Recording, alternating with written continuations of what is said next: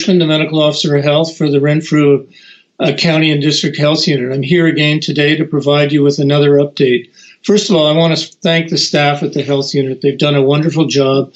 They've been working at this now for 2 months, and it's day in and day out, talking to people over the phone. We've had more than 5,000 calls, following up, identifying cases, questioning them about contacts, testing both contacts and cases, and following up with the results. So this has been a large job. Equally, I can't express how enthusiastic and how thankful I am for the help we've had from the hospitals, from the paramedics, from the long-term care and the retirement homes. And also, we often forget to mention those frontline workers in the non-health field, in your grocery store, for example, who are doing really yeoman's work to provide the services we need, and they often don't get enough thanks. The past week and this week, our efforts are concentrated on the long-term care homes to make sure that all residents and all staff members are tested, and equally to do site visits just to analyze how they're doing, what their infection precautions are, and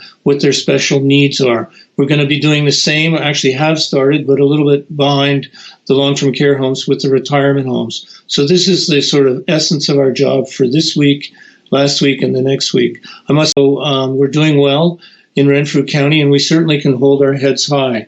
On a side note, there's been a lot of talk about lifting some of the sanctions, allowing people to get out and enjoy some good weather if we ever have some, if it ever comes. I hope it will. We all need it.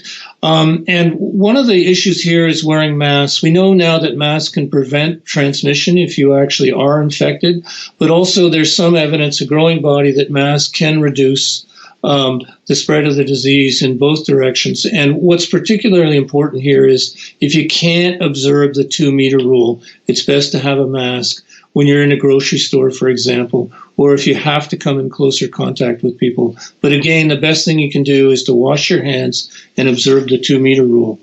On that note, I'd just like to thank everybody. We've had great participation, great cooperation, and enthusiasm from the public. And you, in fact, as I've said many times, are the foot soldiers. You're the ones who are really helping us keep the incidence, the prevalence, the burden of illness down in our community. So thank you for this, and keep up the good work.